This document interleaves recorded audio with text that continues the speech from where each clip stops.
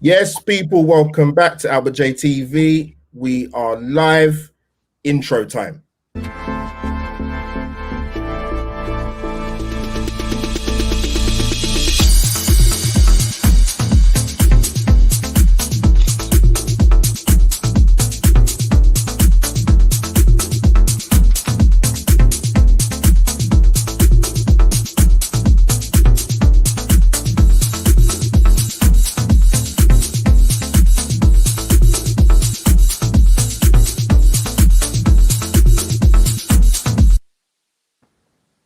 Yes, people, Albert J TV, we are back. Live Q&A stroke podcast. So as you can see, I am not alone. I've got my guys, Ross, and I have Ryan here. Before I come to my two esteemed Arsenal colleagues, guys, this is going out live on YouTube, Facebook, and Periscope. Drop your comments in, drop your questions in. With Arsenal, there's always a lot to talk about. So with further ado, Ross, welcome back again. Thanks, Where can I find you, mate? Follow me at YouTube, Arsenal Ross. You can find me on there, and also Instagram, Arsenal Ross as well. Guys, go and look for this guy, man. I renamed this guy 2 days ago. He's the Instagram king, man. Go and find him. But now, guys, you know what? Like I said to you guys, I said to Ryan previously, like Arsenal community, we're all getting channels out there, content out there. Let's stick together and sort of support each other, man. You know what I mean? Ryan, second time back again. Thank you for coming on. Yeah, where can the guys find you, man? And how you been? I've been all right, thanks. Hope you're both doing well. My Instagram's there, as well as my Twitter and YouTube channel. So that's how it is, man. So Nice, hope you guys are doing well. Yeah, we're doing all right, man. Well, after Sunday, this is like deja vu, to be honest with you. I did call it. You did. But yeah, guys, if you smash the like button straight away, please subscribe to the channel and get my guys on their YouTube channels. Please support the Arsenal community, man. So, how am I going to start this? Boy, I've got a lot of agenda to go through, but I'm going to start with Ryan first. I just want to sort of touch on the Wolves game because there's other things I want to sort of get into, and I'll try and incorporate whatever comments the guys or questions get in, and then I'll just fire them back at you guys, man. Guys, don't hold back, man. Don't care if it's YouTube, man. If you have to swear. It's fine. So yeah, Ryan, I want to talk to you briefly about the Wolves game. Right. What did you firstly make of the team lineup and the performance in general? Right, let's start with the team lineup. Wasn't really shocked about anything, to be honest. I mean, I was glad Rob Holding was taken out of the side because he was annoying me for quite a bit. In terms of the midfield, I mean, what else could we expect? Partey's still out. People were calling for Willock to have a go, which, you know, is kind of justified at times. And the forward line, yeah, you know what I mean? It just was what it was. Again, you know, me and Willian, we're not best of friends. So I will say that. But yeah. Again, the performance, it's just what I kind of expected. You know, both teams needed a result because they both haven't really been playing too well. And, you know, we actually started off kind of like, you know, formation-wise going for it. But, again, the problems. We're seeing the problems, again, you know? Yeah. Again, this is the issue. And the biggest thing that annoyed me about that performance was the David Luiz situation with Raul Jimenez. And I hope Raul Jimenez is recovering really well. Well said. Let's get that out there first. Yeah, well said. But that was literally said everything about how Arsenal is kind of being run and coached. Because you're telling me David Luiz was okay to carry on after that horrific situation. And you can see how, like, fragile he was. And you can see it with the goals we conceded as well. I mean, I don't know, man. And then the second half, they put Rob Holding on. I mean, who else would you going to put on?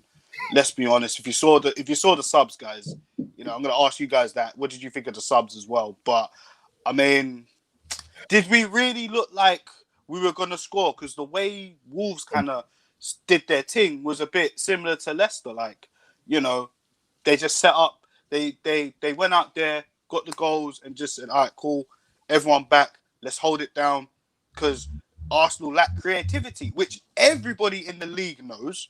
So again, you're giving them more opportunities to say, "Oh yeah, we can hurt Arsenal. They can't create out of nothing right now." So for me, Wolves did exactly what I thought they'll do, and again, we were just too toothless. But yeah, man, that's all I've got to say about that. To be honest. I know. I went. Cheers, Ryder. Good points, man. Guys, get your comments in. Thanks for tuning in. Big up to Darryl Francis, Lewis White, the Gooner Guy 14. Good evening to Russ, Ruggy Boy. What's happening, Gov? James Vase, my guy. Come on, man. Good support as always. I went on to. I was on the live watch along. Big up Mr. Arsenal podcast on his channel. For the Wolves game. Oh, Kesha just come in. Let me just finish. I'll bring him in now. Big man, he's here. What's happening, man? You right? Not bad, Kesh, mate. Not bad. You timed it well, man. Don't worry. We're warming up. We're warming up slowly, man. You just got out of the shower, bro. Yeah. He's That's the best I heard. Yeah, it's true. But I went on to Mr. Arsenal podcast for the live watch along for the Wolves game, and I went on to Ross's channel. Thanks, mate, for having me. We did a match review after the game, and I you know what? When you're watching something and you're just numb to it. Yeah. The first half has just been a story of what's been since the start of the season, bar the Fulham game, really. I'm going to bring in Kesh. We didn't get too far, mate. I was just asking Ryan basically what he thought about the team lineup against Wolves and the general performance. What did you make of it, Kesh? Because I didn't get to speak to you guys sort of after the game and what the thoughts were. It was underwhelming looking at the lineup. From when I saw the likes of the central midfielders and the opposition that were playing, I just knew we was never going to have control of the game. We was never going to dictate the game, and I felt that's where we would probably lose the game. Like, we just get overrun. I didn't know where we was going to actually find any ideas in terms of getting in Wolves' face, trying to stop them from playing. Like, at least if you can't play and dictate the game, you've got to stop your opposition from playing. Yeah, and we didn't find any solution to what they was trying to do. We went behind one goal. I thought, okay, it's early doors, right? We can still get back into the game. We managed to get one not shortly after, and then after that, I'm thinking, please, just rally yourself, guys. Show me something different. But I'm hoping for too much. Yeah. Like, I haven't seen these guys rally throughout the season so far, so I don't know why I'm expecting that. I don't know where we're going to go from here. I generally don't know where we're going to go from here. $1 million question, mate. Ross, let me bring in my guy Ross, man. Is there anything? Would you say? Is there anything more you would add to what we spoke about on your channel in the match review over the last sort of 48 hours? Is there something else that you want to add to what you said to me sort of before about the team lineup and the performance? Not really. I mean, I think like Ryan touched on earlier, we kind of knew exactly what they were going to do. We knew he's going to pick players that shouldn't be playing. We knew we'd put like 9 men behind the ball and leave Aubameyang just up there on his own, just completely isolated. And nothing's really changed, you know. I mean, it's difficult to say something different than what we said 1,000 times before. It's the same shit, you know. And I think like what Kesh was kind of like saying there is, it's not just about the fact that we lost again. It's the manner in which we lost. You know, there was no anything from there. If we were playing really well, we were hammering shots down on their goal, and we just got unlucky and lost 2-1 in those 3 games. We'd probably go away and go, look, the results will come. But that's not what's happening. We're just getting annihilated by teams that aren't even in the top 6. You know. Yeah, good point. So what I would add as well, sort of after my initial thoughts after the game and watching the debacle of what I saw on the television. When I went onto Twitter and some guy tweeted, I didn't know at the time about, I didn't know what Mikel Arteta said after the game, talking about the resilience to the team, which I didn't see any of that, if I'll be honest with you. I don't know what he saw, but he must have saw something very different. And on top of that as well, I heard about Joe Willock being put out in front of the media to speak after the game.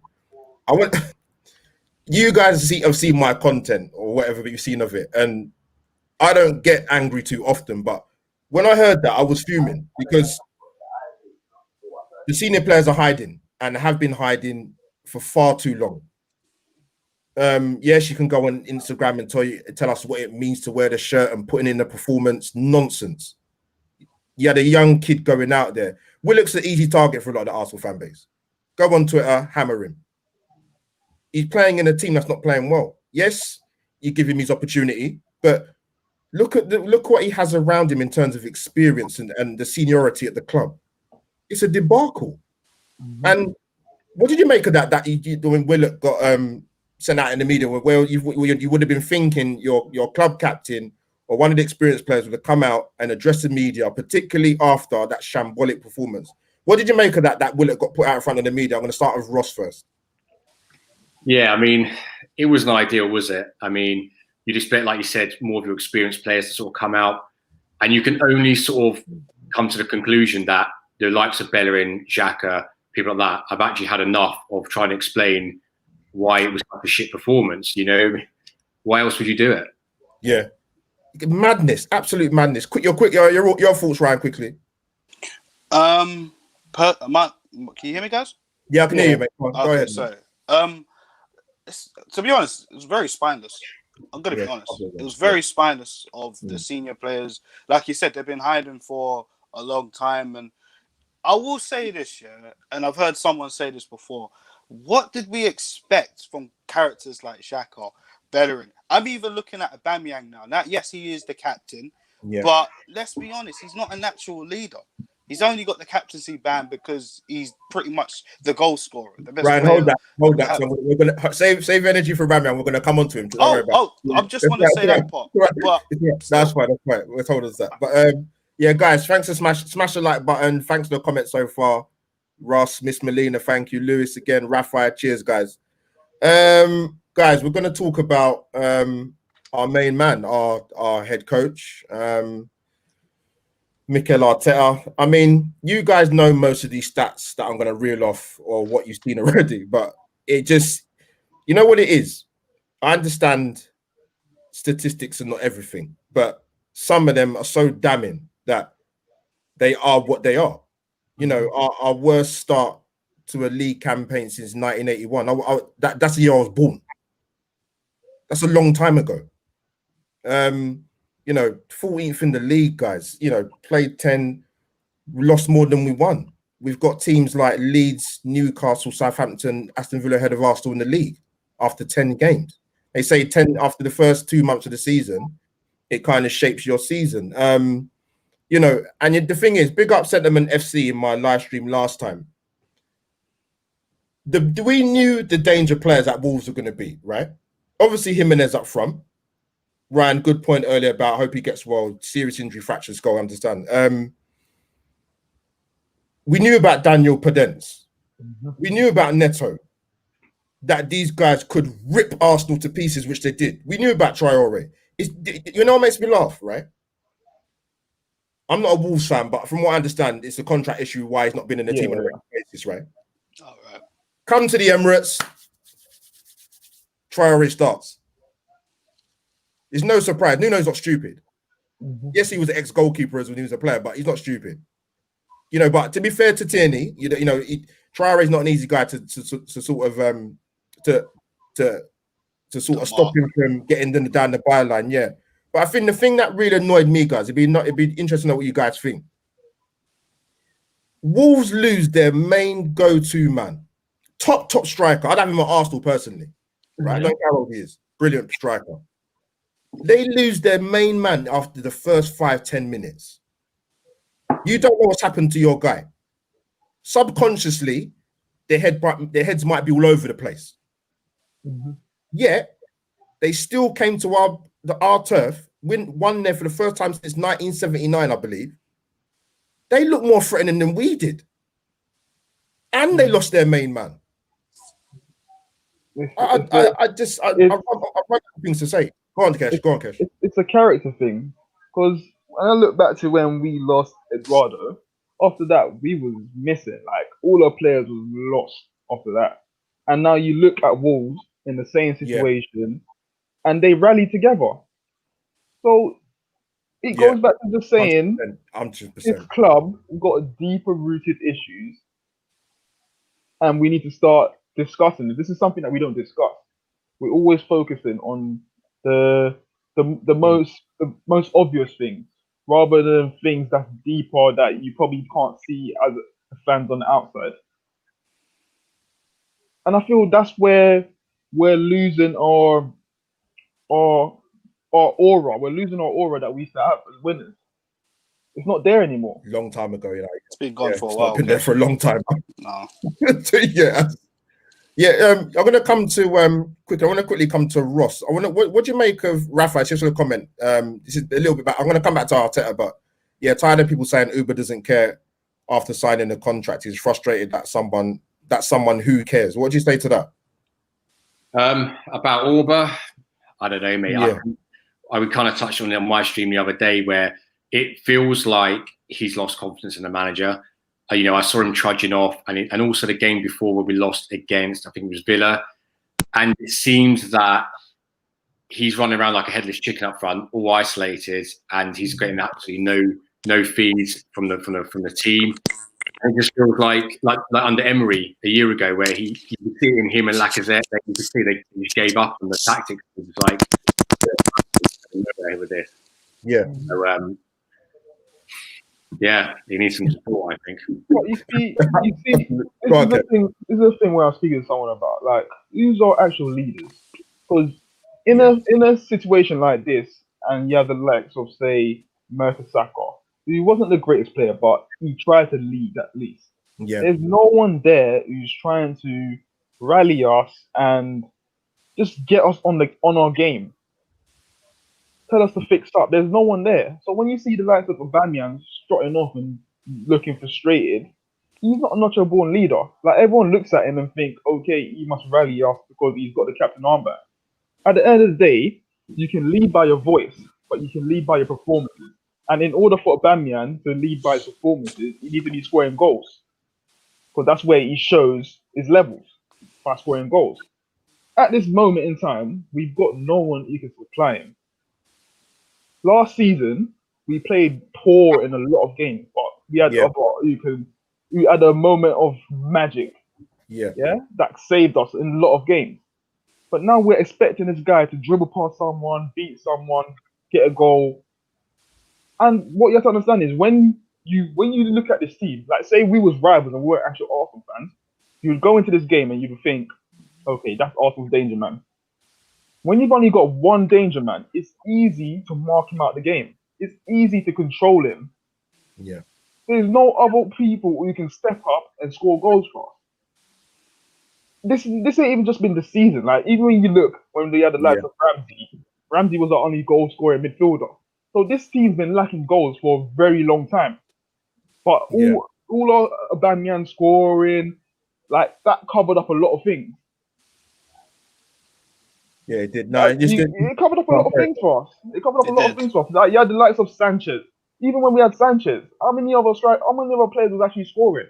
Think back a longer time. How many other players have actually been goal scorers? We've always had just one or two players who've been carrying this team for a very long time. Yeah, Kesh, you know what? I saw something the other day. You guys, you probably know the answers already. Do you know who Arsenal's highest goal scoring midfielder was in Emery's first season? In Ramsey? I'm going to say Mkhitaryan. Mkhitaryan was 6. Wow. That's a damning. That's 6 Premier League goals. Yeah, our midfield, out of our midfield, he was the highest goal scoring midfield player. 6 in Emery's first season. That tells you need to. It does. Yeah, Ryan, I want to come to you quickly on it. Yeah, anything do you want to add to? What's the question again? No, I'm going to come to you, Ryan, about Mikel Arteta. God, you prepared?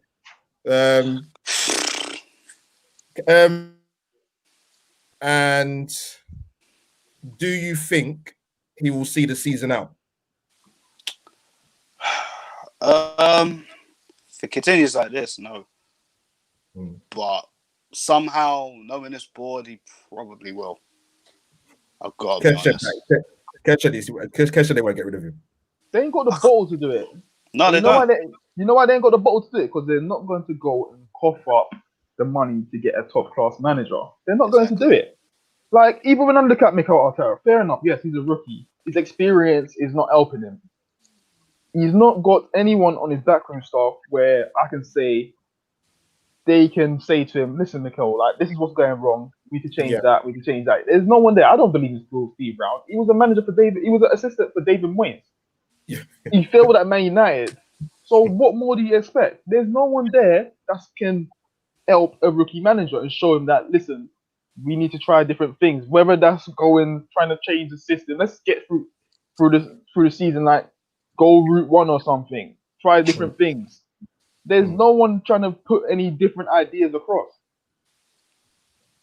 And it goes back to the thing when Allegri come in and said, I want all my coaching staff to come. Like, there's no coincidence that Arteta's got these guys on his staff. I don't believe that we would even give him the money to go and get top quality staff anyway. No, that's why we got the guy from Brentford. Let me quickly say this quickly. Even when he first come in, look how many people he had. And how long did we have to wait for him to get a coaching staff? And these are, let's face it, these lot of these staff are coming from Championship. Like, are we surprised that the set piece comes from Brentford? Yeah. Ross, let me get your take on I know you asked me, I know we spoke on your channel, but yeah, just get people who want to hear your views, mate. Can he turn it around, and do you think he'll see the season out? I don't think he'll turn it around. No, I don't see it. I think in terms of getting the sack, I think it depends how bad it gets. I think if we're in the relegation zone by Christmas, I think that'll be game over. Personally, for me, I said I was Arteta if we get hammered by Spurs. Yeah, he said that. I know. Yeah, he said that. I just can't see it happening. I really can't. And the thing is, if we get rid of him, we should get rid of him before January, because that's the time to get a coach in, have a quickly assess the squad and see who he wants to get in. I fear if we don't, and it keeps going badly like this, I mean, people are expecting, I think, that us to not fall any lower than 14th. Well, I think Brighton will be ahead of us soon. I think they're a really good side, and they beat us as well last season. So, we're worse than that now. So, it's bleak times, mate. To be honest with you. That's another thing our fans doesn't realise. Barring Partey, who's been missing and hasn't started much games, Gabriel's is the only addition to a poor squad that was playing poor last season. He's got the same squad from last season that was underperforming. Yeah, get rid of anyone, could they? And I think that's the thing in January. If people want to get these new players in January, I think it all depends who we can get out first, because we can't get rid of anyone. We don't get anyone in. Yeah, Ross, you make a good point, though, because I always say this, right? You can draw up a Sainsbury's, Tesco shopping list. There's other supermarkets out there of who you want players to come in. But whenever I look at Arsenal transfer activity and the players that go out, I look at the players that go out first. Forget who's coming in, who's leaving the club first. Because we're told we haven't got any money, but then you can't sell the players at the club because they've got no bloody value because nobody wants them. Yeah, I'm going to touch on, sorry guys, I'm just going to touch on some of the comments. Thanks for the comments, guys. Keep dropping them in, smash the like button. I've seen a lot of comments about Tierney as a captain. Wouldn't have a problem with that, but I think that's a bit further down the line, if I'm honest. You people know my full scout. Kieran Tierney is my man crush. I love him. If he has a bad game, I'll call him out. If he has a bad game, I'll call him out, though. No issues, man. Let me go through some of the comments. None of the coaching staff is helping. None of them. Guys, I don't know if you saw it. I mean, I didn't pay for any newspaper subscriptions. I don't. The article in the Telegraph of Matt Law, Freddie Ljungberg had an interview. And I'm going by what some of the people told me that saw it and read it. It just, when Freddie was an interim charge, it was absolute chaos. It's like a classroom of kids. Mertesacker sorting out the Christmas party or the under-12s or whatever the hell he was sorting out. Freddie's got no staff. Like, this is Arsenal Football Club, man. What's going on? Everything that's wrong with this club. Everything. I see more structure when I was playing football in the Sunday League when I was a kid. Yep. Even they cut the oranges well when I was a kid. Like, what's going on at Arsenal Football Club? It's embarrassing. I mean, it's a youth club. It's a youth club. it is. For real. I know. I think they had to get Mertesacker out, didn't they, to help or something? Because they didn't have enough coaches. Ridiculous. It's a joke, man. It's embarrassing. This shows the years of Arsenal falling backwards and backwards and backwards. This is exactly what it is. As I said in my tweet the other day, this is a rot, that's been rotting for years, and it's now the stench has just become unbearable. It's only now. Yeah, it is, mate. It's rotten to the core of that club. Look at some of the things that's happening. I mean, oh my God. So guys, thanks for the comments again. Paul Ince says Uber might leave with the way things are going. I think he might be right. I'm not sure about that, but Paul Ince also said that we don't have any statues outside our stadium. Well, there you go. Yeah, I remember seeing that. Man. God. Paul Ince. So comedy. Yeah, what I'd say about Mikel Arteta, right, is I actually don't even know where to start. I know what I want to say.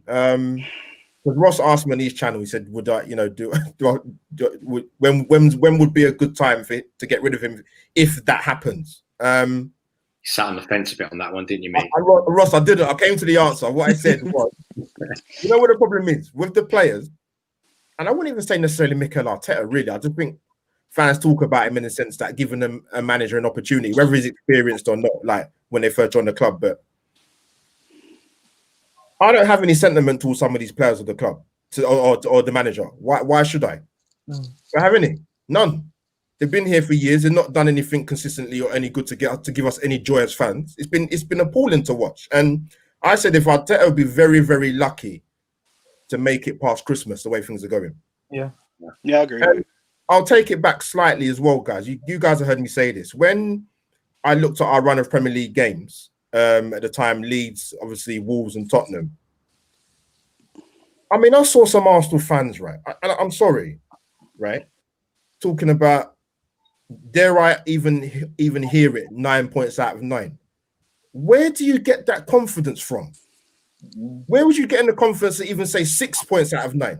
It's arrogance, isn't it? Because we're Arsenal. Thank you. I think it's 1998, mate. Honestly. Yeah, exactly. I don't understand. Like, don't just be. Listen, I'm Nigerian heritage. I know about being positive. Believe me, but I'm not going to be positive for the sake of being positive. What's there to be positive about? Nothing. If someone can drop me in the comments, whoever's watching on Periscope or on YouTube, drop in the comments. Let me, Kesh, Ross, and Ryan know what is there to be positive about that we're going to pick up points this season. Tell me what you see that we're not seeing. We're not going to be positive for the sake of being positive. But yeah, guys, quickly, we've touched on him a little bit. Well, we can touch on him a little bit more. Pierre-Emerick Aubameyang, and I basically titled it, "Is the criticism of him too harsh amongst the Arsenal fan base?" I'm going to start with Kesh because he's ready to go, man. I can see it, man. Way too harsh, man. Way too harsh. Like, the guy has carried us throughout the whole of last season. It was only so long he was going to do that for. It was always going to get to the point where it's going to stop. Because you can't just be relying on moments of brilliance to win your games. Yeah. You can't do that for 2 seasons in a row. You can't do that. For me, I said last season we should not have given Aubameyang a new contract. And the reason for that is because if you're going to give someone of that profile who's not really an all-round player, he's just a brilliant goal scorer. Brilliant goal scorers, they deserve to be in winning teams with quality players, with winning mentality. What you've gone and done now, you've created a problem by putting him on a high wage, exactly like what you've done with Ozil. Yeah, previous problem. Exactly like what you've done with a Willian. Yeah. And what you've not gone and done to actually follow that up and make sure that it works was provide a quality team. Yes, you could have there's a possibility you could have provided a quality team and Mikel still get it wrong. But then at least we would know that, yes, he's not the man for the job. But the fact that you've hung him out to dry and you're open for him to what's it called, create miracles. Yeah. You're in the wrong. The recruitment team's in the wrong. The people who's hired Arteta is in the wrong. You've then gone and signed a party, which for me is pointless signing a party if you're not trying to win. Yeah. You might as well should have signed someone young. Yeah. You're gonna have a certain target over the next 2-3 seasons. Because when you look at Partey now, he's what 27, 28. Yeah. Over the next 2 seasons, he's gonna be well in his 30s.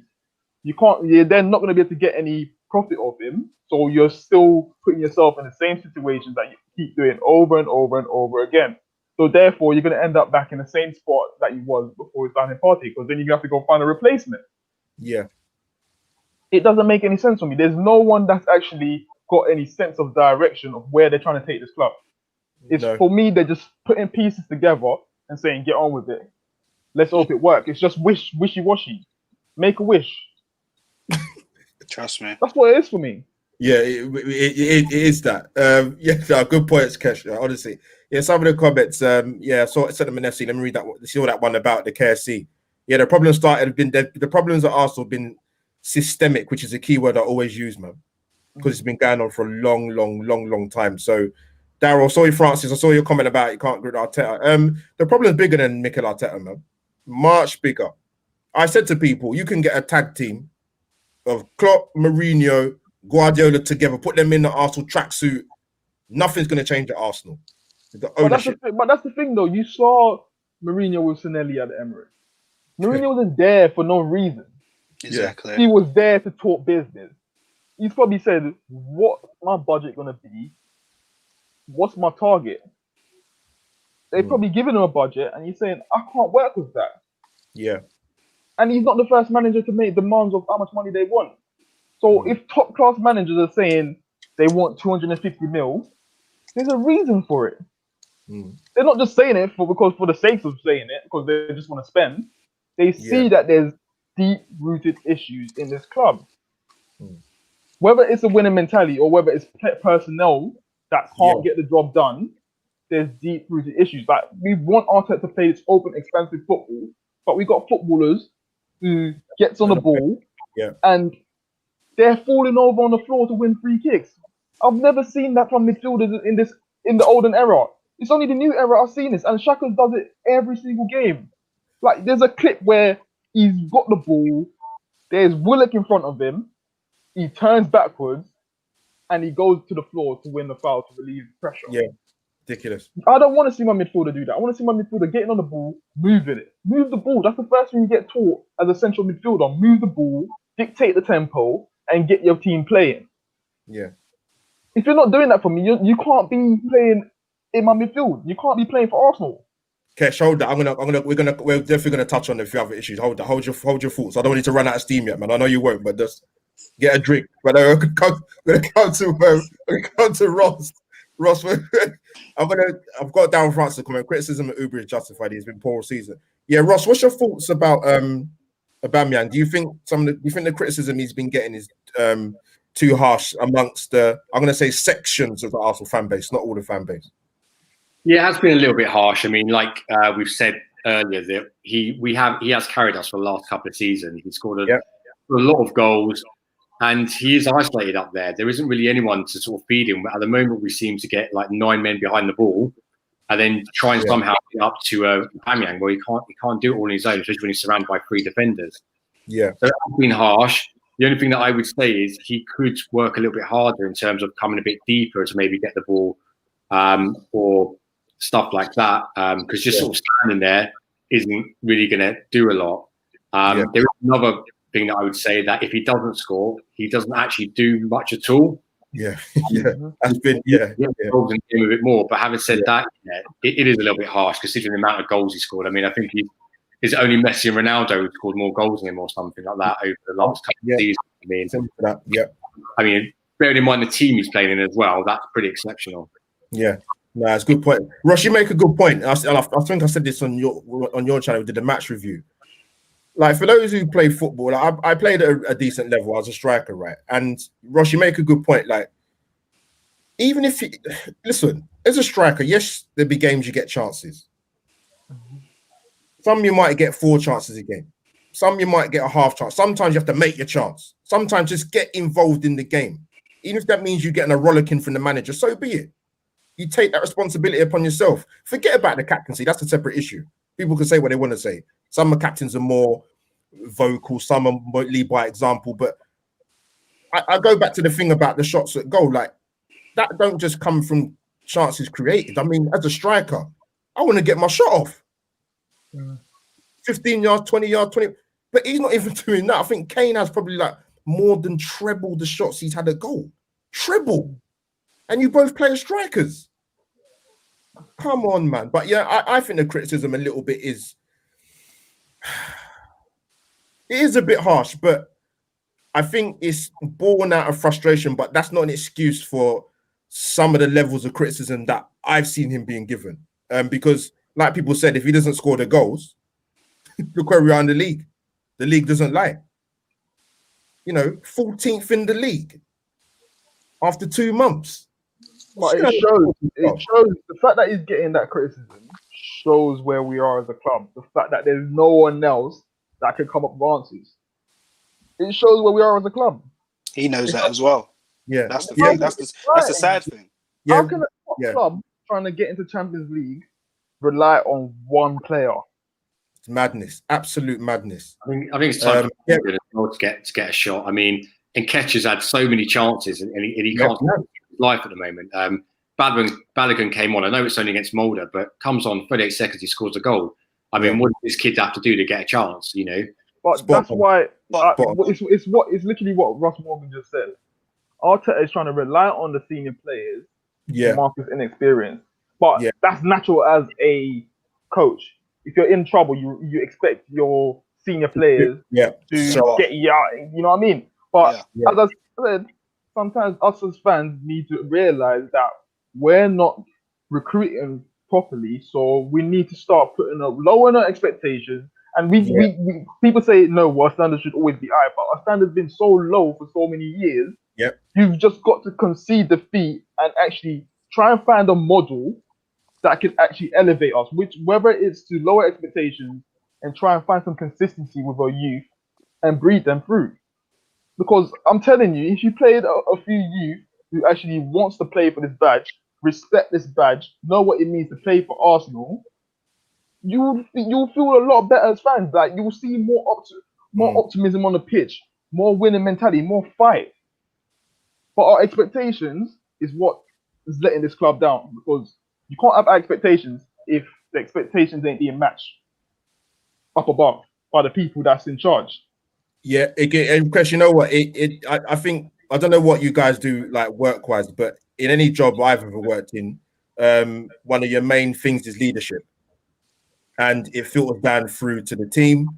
And you've seen, 4 FA Cups in 16 years for Arsenal Football Club. No wonder we ain't got no leaders on the pitch, though, because we ain't got none off the pitch. We've got none off the pitch, so why would he have any on the field itself? Exactly. Yeah, Ryan, let me bring you in. What's your thoughts on with the criticism or sort of aimed at Aubameyang, and do you think from sections of the fan base, what do you make of it, mate? Well, I think a lot of people are just angry because he's got us out of trouble, and now we're seeing, because he's not scoring and no one else is doing anything, it's like, okay, let's just pick on Aubameyang, and plus the captaincy doesn't help that either, because there's a lot of pressure on him. But has he, again, I'll go back to what Ross said about Balogun. He had Emerald Smith-Rowe on the pitch, who is a creative midfielder, to help him out. Who do we have? Ozil's in exile right now, and we're relying on guys on bloody Joe Willock, who's more than number 8 for me. He ain't gonna create. Like, come on, like, I just think it's a little bit harsh, and it's difficult, because I feel, like you said, Albert, it's a lot of frustration. We're taking our frustration out with Aubameyang because we're not winning, we're not scoring from open play. Forget the corner, we're not scoring from open play. Yeah. Do you know what I mean? And I feel like we're just throwing our toys at the pram at everyone, because what we're seeing right now is not good enough. Aubameyang should be in a team where, imagine Aubameyang with a team with Cazorla, Ramsey, those. Imagine the goals he'd be scoring, even if Alexis Sanchez was there with him. Can you imagine? Do you know what I'm saying? But we ain't got that now. Now we've hardly got anything. So, just to say this, I just feel like it's just down to, he's not motivated. There's no one around him that's out here getting the goals or even trying to help him. But at the same time, you know, I feel he needs to get his arse in gear. I will say that. But that's what I would say about Pierre. What I would say though is like, I know we are the director of football and everything, but a director of football for me is someone who dictates where the club's trying to go. Whether that's looking and seeing that the likes of Bolligans come on, made an impact, Smith Rose come on, made an impact. You should be saying, listen, this is our future. This is what we're going to go with. Someone needs to be making sure that there's clarity in where we're trying to go. Yeah, 100%. There's no clarity in where we're trying to go. No transparency, nothing. Zero. Zilch. Yeah, I want to bring in Ross. I just got this comment up here. I want you to address about Lacazette. Why does Lacazette get all the criticism when he has been when he has been in the Premier League, scored more goals than the Gabonese Darren Bent? He's definitely not. I don't know if she's an Arsenal fan, but we'll see. I don't think so. But what do you make of that, Ross? Well, the thing is, strikers are always going to be, depends how many goals they score. They're always going to get criticism if they don't score goals. Now, although I think Lacazette scored, did he score 3 in 3 games? Yeah, the time. Yes. And he hasn't scored since then. And unfortunately, that's the way it is as a striker. If you're not banging in 15, 20, 25 goals a season, you're always going to get criticised for it because that's what they're judged on. Yeah. So, yeah. I think Ryan, I'll let you come in and I'll come in afterwards. Right, go on. Quickly, let's look at Lacazette last season as well. When he come back from injury, he wasn't really playing that well. And I feel like a lot of people kind of forgotten about that. And then when Eddie got a chance over him, and there was some people criticizing that, why is Eddie getting a start than Lacazette? But Lacazette was getting on the bench. It was firing him up, and he come off the bench and started scoring goals. And I feel like a lot of people were like, okay, maybe Lacazette's getting back. But when you really think about it, ever since Lacazette's come in, he hasn't really been banging quite a lot. Do you know what I mean? Once Aubameyang come, that's when we started to see a lot. But I feel like now we're kind of seeing Lacazette. For me, he's more of another player that's motivated. And you can tell what type of game Lacazette's going to have if he's missing chances, missing his opportunities, and he overworks himself to get the ball and stuff like that. Because he could do certain things Aubameyang can't in terms of holding up the ball and getting it from the midfield and that. Yeah. But again, with Lacazette, he's a confidence player. And I feel a lot of people need to remember that. And, unfortunately, did everybody think Lacazette will score the same amount of goals as Pierre-Emerick Aubameyang? Let's be honest. Did everybody think that? No. I mean, I know some people did, but I didn't think so. But I'll be honest. When we signed him, I was kind of happy because I like Lacazette. But it just hasn't worked out. The reason why I don't criticize Aubameyang the same as Lacazette because Lacazette's been here for years and he's not showed why we paid 50 mil for him. He's not showing anything for me to say, you know what, let me give him some leeway. No, he hasn't. He's been an underwhelming signing. Let's face it, it has not worked out. It's better off with Giroud, I think. I think we scored more goals with him, didn't we, than Lacazette? And that's my problem.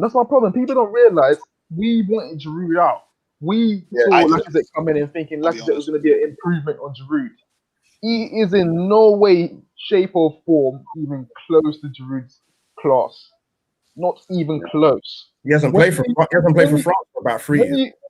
There you go. When you look at the team that actually wanted to sign Lacazette, it was Atletico Madrid. And I keep saying it, the reason why they wanted Lacazette is for his high work rate. If you look at Atletico Madrid strikers over the last, probably 3 to 4 seasons, they've not been high goal scorers. No. They've not. They just come in and they do a job for that team. Work really hard and try and get a goal every now and then. That's why they play. He's a perfect Simeone player. Mm-hmm. And the other problem for me is listen, I've been waiting for people to come out and out everything that's going on in this club. And when I'm reading the likes of Emery saying the problem with the players at this team is one day they want to turn it on, the next day they don't want to turn it on. So they pick and choose. And with that mentality, you're always going to come up stuck. You can't switch other football. You can't just switch it on and expect that you're gonna be on your game. That has to be something that you eat, sleep, and drink. that's me. Like, I'm a winner. Like, I'm gonna go out there every game and give my best. Yeah. No, I will say I can't disagree, man. To be honest with you, because just going through the comment, guys. Thanks for the comments, man. The comments are coming in thick and fast, man. So if I miss your comments, I deeply apologize. But I want to quickly talk about Lacazette because that obviously got brought up in the comments. But like Kesh said, with Aubameyang, you can slightly probably give him leeway because of his goals return. But for me, the criticism of Lacazette is I even watched him play in the last year. Your hold up play is poor. Your first touch is terrible. You spend more time on the ground than you do on your feet. Just gives away too many stupid free kicks, and he misses too many gilt-edged chances. Big shout out to my guy Aaron Gallagher, man. He said to me 2 years ago, he said Lacazette's not the answer.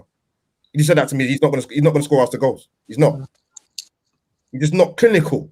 And this thing about him and like Aubameyang's partnership was always a myth. I never understood where people got that from. It's a myth. They're not Dwight Yorke and Andy Cole. No way.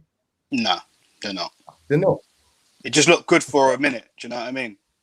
They look good when they're doing the photo shoots and with the new kits and that. But no, I don't see that rapport that people talk about on the pitch. I don't see that. Maybe a tiny bit under Emery, and that's a tiny bit. That's all it was, though. It was just fun for a bit, and then now we're seeing the real. Crazy. Yeah, you know what? I want to come to this. I want to come to this comment here, right? Kesh has heard me say this already because he came on my show before, and I'm talking about the Premier League in particular, guys. Right? Only don't ignore the cup competition. I looked at all the squad assists in the Premier League for last season, and I've looked at some of them for this season. So in total, think about just the Premier League season alone. How many assists do you think Arsenal got as a whole for the whole squad? I think 6. Have a random guess. I think 6. No, for the whole season, Kesh. Last season. No, in the Premier League, was it not? Yeah, just the Premier League alone. Yeah, the whole season. What do you think Arsenal got? I thought it was probably about 6. No, that's the squad assist for the season in the Premier League. Oh, the squad assist. Yeah. What do you think it is? I've got Kesh. No, Kesh, actually, don't say anything. Kesh, don't say anything. Ryan, what do you think, roughly? What do you think? Probably about whole season. The whole season, yeah? Yeah, squad assists. Maybe 10. I have the feeling it's low. Go a little bit higher. It's a little bit higher. It's a little bit higher than that. Remember the whole season, mate. 38 games. Assists. The whole squad, midfield, defense, strikers. A little bit. I'd say about 15. How many? 15. 15. Ross, what do you reckon? 40. Okay, cool. That's not bad. Kesh, what do you think? I've told you before, but you probably forgot. It was probably 18 or 19. Okay, right. So, Man City and Liverpool joined, if my maths was right, 69 assists into an entire squad that leads to goals. 69. I'm not surprised. Leicester City 48. Chelsea 46. Manchester United 43. Tottenham Hotspur 39. And Arsenal 35.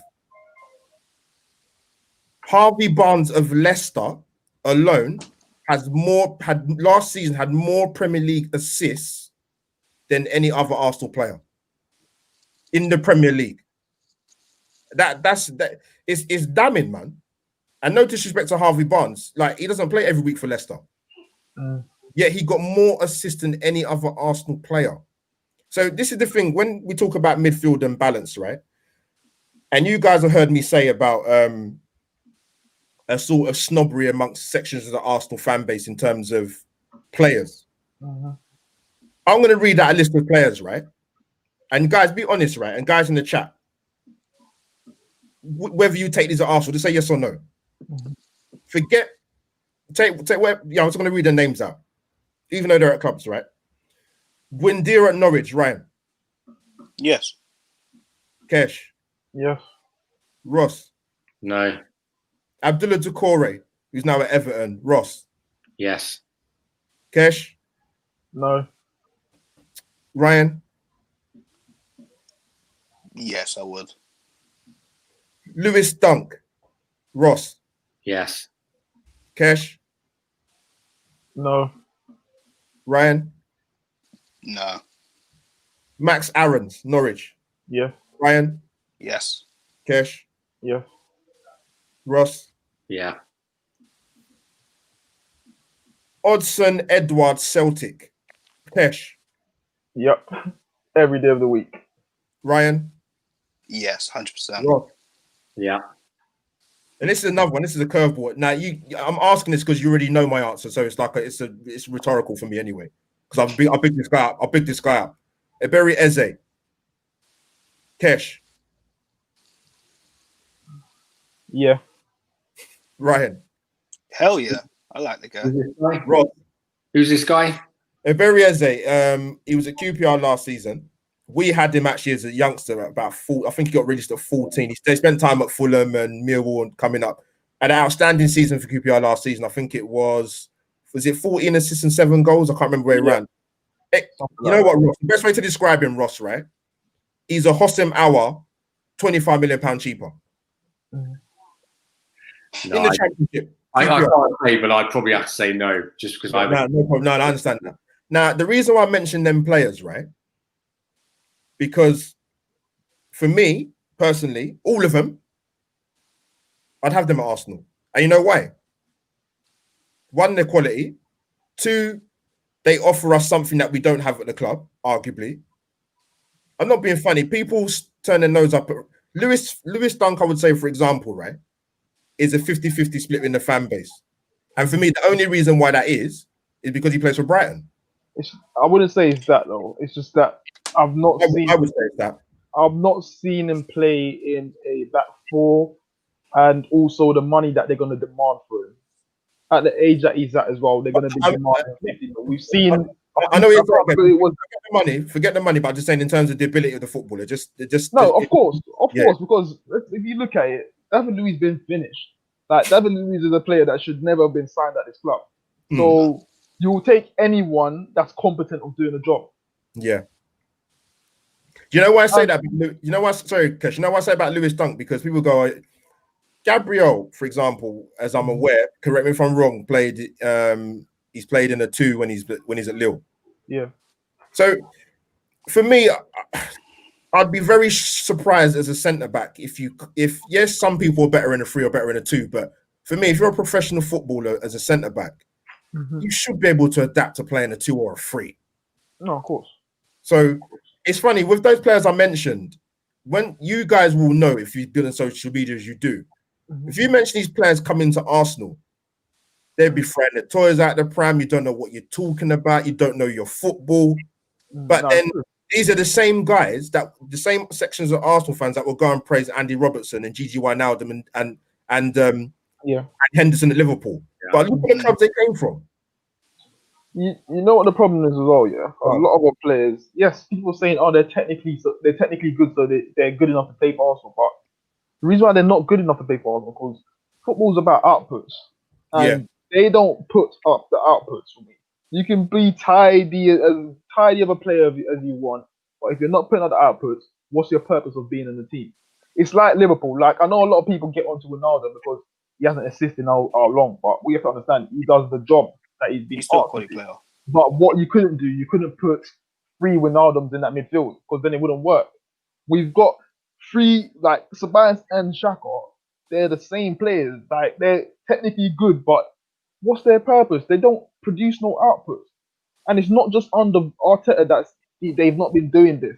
They've been doing it under Wenger. When is Xhaka was never some formidable player that was putting up assists or goals. He had the odd goals here and there. So it comes down to the profile of players that you're signing. What's your purpose of you signing them? What do you want from this player? And if he's not offering you what you want, then where do you go from there? Yeah. Nice. But yeah, I can't. You know, I just wanted to bring up them list of players because I like I said to you guys before, and I said it to all of you. I don't know as an Arsenal fan where the snobbery is, when it started to come in. Yes, you can bang on about Invincibles and 97, 98, but football goes in cycles, man. You can't base a player of the 21st century today based on Arsenal winning the league 16 years ago. Like it doesn't make no logical sense. I don't understand it. So that's my little rant about that. But guys, what I want to ask you, this is going to probably be the final point.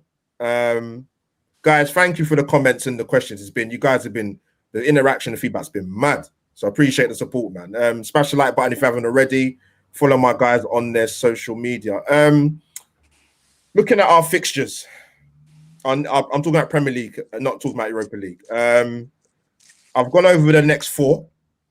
I'm going to ask you, what do you think our points return will be? So, just a reminder, Spurs away, obviously, this Sunday. Then we have Burnley at home on the 13th of December, I believe. We got Southampton at home, which is Wednesday, the 16th of December.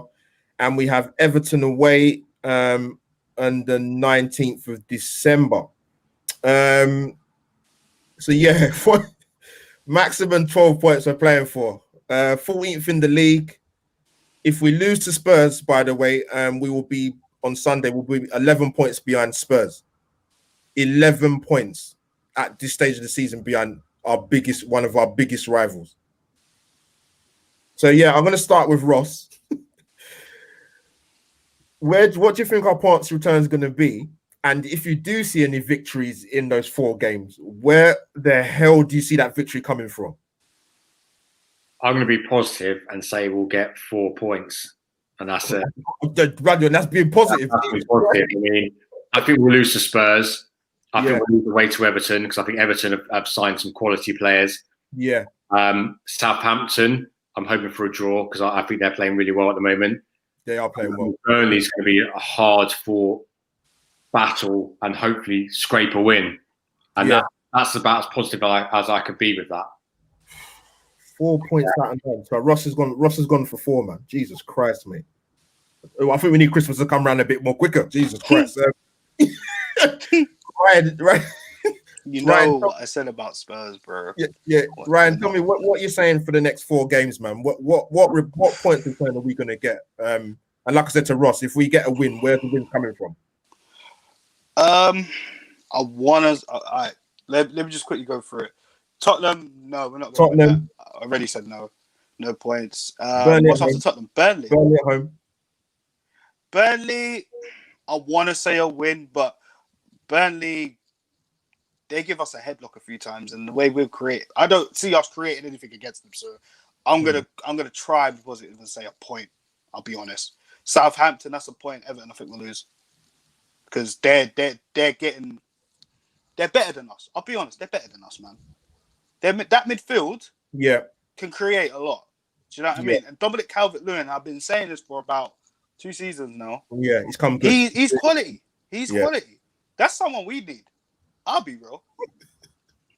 We could dream about getting him. Not gonna get him. I suppose won't say that. I'm just being honest. No, you know what? No, Ryan, they'll say it now because you're doing bits. If you'd have said it when you said it, you don't know what you're talking about. You don't know your football. You know you would have got that. You know that would have happened. Oh yeah, 100%. I was getting it anyways.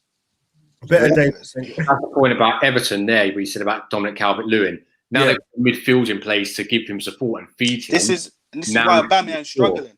Exactly. Spot on. Absolutely spot on. Kesh, did you hear? I'm going to come to you, my friend. So I'm right, Ryan. How many points was that then? What? 2, 3, 2. Jesus Christ, mate. That's even worse than Ross. Kesh, man. Kesh, what was I going to say? Jesus Christ, man. Next 4 Premier League games, my friend. How many points do you think we'll get? And if we do get a win, where's that going to come from, man? Seriously. Got no clue. Honestly, what are you saying? I think we're going to lose. I don't think we're going to get a battering, but I do think we're going to lose. Yeah. That game. What about Burnley? Burnley, where's that game? Home? That is after the Tottenham game. That's the 13th of December. I think we should win that. All right, but 3 points. It's not a guarantee, though. It's not a guarantee. There's no guarantees. There's more guarantee. God, me being the boss of England than Arsenal getting the points. But God, what about Southampton at home?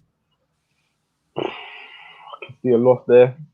Oh, good lord! That's how many points? That's one, isn't it? No, three so far. And then we've got Everton away, mate. Everton, I think we'll win that game. Well, Kesh, you know what? You've been more How? positive than I thought, man. I think we'll How? win that game. Why do you think we'll beat Everton? A good question. Go on, answer that, The Kesh. reason why I think we'll beat Everton is just that Everton, they give you that chance to beat them. We have don't got turn up at times. we have got a good record there as well. Actually, funny enough. Like for the years we've been going there, like we'll play so poor, and for some reason we always end up winning. Yeah, but I mean, what was the result last season when we went to Goodison? Oh God. I know we generally. We drew when there was both caretaker managers. Yes. Yeah, When that both was 0-0. coming in. We drew. And the season before that, we lost. Yeah. I remember playing El Neni and Guendouzi in the midfield as two holding midfield. That was poor. We could have lost more than that. Yeah. And the way Everton's all set up now for Calvert-Lewin, as we said, with Decore, they got Allen, Richarlison. Is he fit? I don't even know. Yeah, Ross makes a good point about that, about Everton getting the right players around Calvert-Lewin to flourish. Absolutely. This is what I'm saying. So if they've got that and we're struggling to create, what is the chances that we're going to beat them? I can't. No, there's a low chance, but it's just Everton. I always have that feeling that we'll go to Everton and we'll, despite our form or whatever we're playing, we'll get a lucky goal or something there. That's just Everton. That's just the way I think about it, really. But the other games, I just don't see it. But even at home last season when we played them, it was a shaky game. It was a shaky game, but what you have to understand, we came off that game where there was so much going on in the club. And I understand there's so much going on right now, but we never actually had a manager all that game. Yeah, that's true. So, Kesh, I'm actually surprised. You've been the most positive out of all of us because I said 4 points. I think the win will come against Burnley. We'll draw home to Southampton. I know our record's pretty decent away to Everton, but I cannot see us going there and getting a win. I can't see it. I just can't see it happening. Guys, one more thing we'll probably go. Guys, get your comments in. Thank you once again for Ross, DWTT, Sentiment FC, Lewis, Daryl, Miss Melina. You guys are legends, mate. Cheers, man. Their comments, man. Actually, the guys touched upon it. Actually, just let me go to the comment. He mentioned the player that I was talking about. I was going to bring up. Now, you guys have been made aware of the possible links with, which I don't think it will happen anyway, with Christian Eriksen. Obviously, that's turned a lot of Arsenal fans, almost wanted to jump off a cliff because they're thinking that they say, we're going down the same route. What do you make of the Eriksen links? Before I come to all of you guys, right? The problem you have, and I don't think that Arsenal fans will ever totally unite, to be honest with you, but it should be a lot better than the way it has. It should be a lot better than what it is now. I don't care what anyone says. I think it should be, but it isn't.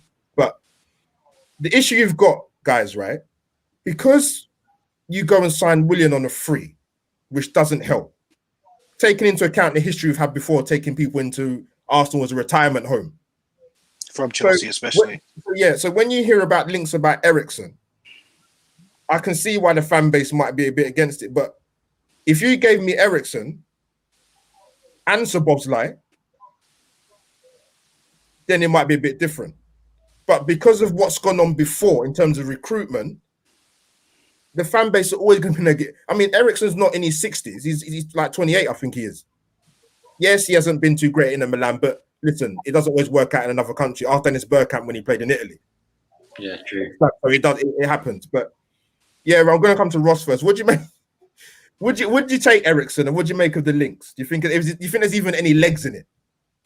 I'd take him in a heartbeat. I think he's a great player. I think the last 2 seasons he was at Spurs, he got something like about 10 goals and 10 assists in both seasons. Yeah. That's pretty fucking relentless. People saying, I wouldn't take him because he's ex-Spurs. With Harry Kane come available, would you say no to him? Of course you wouldn't. It's ridiculous. The guy's 28, which is actually his prime. I'd be all over that, especially as we're not creating anything, and 12 million is a bargain, man. You could have him for like a season and a half. You'd probably sell him for like 12 million or more, So I would take him. Ross, love you. Ross, you make a good point. I'm going to come to Kesh. This is what I'm saying. You guys have seen this. You would have seen it. If you haven't seen it, I will tell you anyway. So when you talk about Eriksen, right, being available, you get the first thing you get. Oh, he's ex-Spurs. I couldn't give a shit personally. Yeah. But we perfect example, right? When we talk about Abdullah Doucouré at Everton, like people saying some people say we'd have him or whatever. Oh no, we don't need. We got Xhaka. That's an example I'm using. I'm not saying that. Eriksen, Arsenal lack creativity, as we keep getting told, right? Is Eriksen better than what we've got? Yes or no? Yeah. What's the issue? Of course. Like people, I don't get it, man. But so yeah, Kesh, what do you make of it, man? So Bosley and Eriksen, what do you make of it? Is it all rubbish? Listen, I'll believe it when I see it. I'll believe it when I see it. It's true, man. I think it's another smokescreen that we're going to get another training kit. I wouldn't be surprised, like, if the case of January and they say, "Listen, Ozil, you're back in the team." That's Arsenal for you. Yeah. Russ, I agree. Russ in the comments. Go on, Russ. I agree, mate.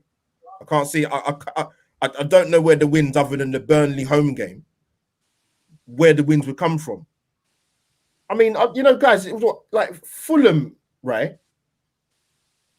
And Brighton have more assists than Arsenal this season. What is going on at this football club? Oh my God! And Fulham only won yesterday. I know. And they beat Leicester, who we couldn't beat. Rafa, you're more confident than I am. Yeah, let me just go through some of the comments, guys. We're gonna wrap up, man. From where? How? Tell me how? I take right back Lamptey. I'd take him and bin Bellerin. Get Tarek Lamptey. Stand Bellerin, please. We'll say that for another podcast. A club with a plan will be identifying these players 100% at a bargain price and go and sort it. But he won't. That's not. And Kesh, to add further to that, right? You make a good point, because let's say for devil's advocate's sake, they get rid of Arteta, right? Don't even put a time frame. Just say they get rid of him this season, whatever. Yeah. Arsenal are not very good at doing any due diligence whatsoever, and it's been proven. So you make a good point about the players. If they're doing what they should be doing, they should be tapping up these guys to come to Arsenal. I don't care if Bellerin got called up for Spain recently. I couldn't care less. Get Tarek Lamptey in.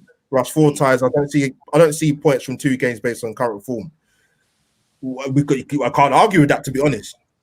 Sentiment FC regular, man, big up. Beat Burnley and Spurs, lose to Southampton and Everton. Could you imagine if that happened? Actually, I could imagine that happening. I can. I'd take that right now, to be fair. I would. Hold on. Minus the Spurs, because we can't beat them. I don't think we're good enough to beat Spurs. Beat Burnley, yeah, maybe, but lose to the other 3, yeah, it would surprise me. It'd be a proper thing to do, though, wouldn't it? To actually go and beat Spurs. They'll put in a Man United's performance, draw, and 2 own goals from Spurs. What, guys? We're gonna wrap up. Hold on, no. There's one thing I need to say before you wrap up. Go There's on. one thing that's been really getting on my nerves. Us as Arsenal fans, cool. You don't want the manager in. You can have that opinion. You can criticize and everything. But the moment you go and sleep with your enemy, and I'm talking top YouTube accounts, giving ammunition for rivals, laughing along with their banter, because it's a trend. Listen, you say you're Arsenal supporter, I do not respect that whatsoever. You can go about it the right way, but do not sleep with the enemy. Do not start having a banter and having an affair with your rivals. Poor. Well said. Seen it, mate. Seen it. I'm glad you said it. Well said, man. You got that off your chest, Dubs, definitely. World and excellent from Danish fans is he's done. Capital letters. Send him an FC. I love him. He went come up with some good trick. So I'd rather listen to people who watch him than memory of what he used to be. Okay, cool. Pray for Bob. Pray to God, Allah. This guy. My God, he's going in. Well, we'll have to pray at home because we can't go to the churches at the moment, so this is a bit difficult. So Bosley to RB Leipzig is going to happen. I can see it happen. I think it's again, yeah. It would have surprised me. With the form we're in, of course it's going to happen. You're not going to come to be part of this. I thought we would have improved. But you can't convince a player to come to a club when you're falling this. No, red. absolutely not. Do you think? Can I ask you a question before we go? Right. I think. Let me hope I get these words out right. Are Arsenal more of an attractive club than a bigger club, or vice versa? Ryan, I don't know. I don't know. it's difficult. Well, it's hard. It's hard. It is hard. I think it's only our history and, Yeah. you know, attracts people. Yeah. The last 10, 12, 15 years has been absolutely dreadful. Do you know what I mean? Yeah. So I really feel like with these players, depending on who they are, they probably only remember Arsenal from when they were younger. Yeah. Do you know what I mean? Think, yeah, maybe I could go there and do something. You don't really look at now. Or even now, they just look at it like, yeah, I could get a huge wage packet, not doing nothing, giving average performances. Look at Willian, look at Louise, look at all these dudes that are like past 30 that go there. But again, I saw this before back in the day with Scalacci, William Gallas, Mikel Silvestre, all these guys that were absolutely trash. It's true. It's true though. I have to laugh because I mean, we don't learn our lessons, do we? We don't. So I have to give a shout out. I have to give a shout out quickly. Sorry, Rand, to RJ Arsenal vlog. He does some really. It's got his YouTube channel now. Done a lot of vlogging. Really good. Actually, Rohan, I want to give you a shout, right? Because this guy mentioned he did a brilliant thread piece on Twitter about the striker from Celtic, Odsonne Edouard. And he even said at the time he's who Arsenal should be looking at. So I have to give him a shout out for that, man. Most definitely. We see he's over. Hopefully. Yeah, I've been average. Although the system at Inter doesn't suit him, he has been very, very poor. Rohan, cheers, bruv. Let me go through some more. But no, let me discuss. Right, I'm gonna go, man. But guys, appreciate the comments. Smash the like. Subscribe if you haven't. Follow my guys on social media, which I'm gonna fall into. Guys, thank you for coming on tonight. This has been a brilliant show. Great interaction from the guys in the chat. Guys, where can they find you? Starting with Ryan. Twitter, IG Wills, and of course YouTube and Instagram, Ryan Williams AFC. That's where to find me. Yeah, guys, go and check Ryan out, man. Go and support our Arsenal community together, man. We need to do it. Kesh, big man, what's happening? Where you saying, man? Where can the guys find you? Yeah, you can find me on Twitter. That is Kesh AFC04. Kesh, I know I've said this I've seen it in the private chat, but we need to get you a channel, man. When you're ready. Yeah, we're not ready. We'll get you 20,000 subscribers. Let's get him up there, man. Get him out there. You know, get you subscribers in a week. Let's go. And no means but last, my guy, man, Arsenal Ross. Where can we find you, my friend? Twitter and Instagram, but mainly on YouTube. Arsenal Ross. Just come and sub to my channel. I'm gonna get lots of fresh content out daily. Yeah, I'll be doing more collabs with Ross, man. Like, man, we're on the same wavelength, man. Call it how it is. See what you see. Don't do positivity for the sake of doing it. Always give options. Listen, man. No Arsenal fans better than any other man. Period. I agree. Guys, as you see me on the screen, Albert JTV. My Twitter handle is on the screen. This is Albert JTV over and out. #Q&A/podcast.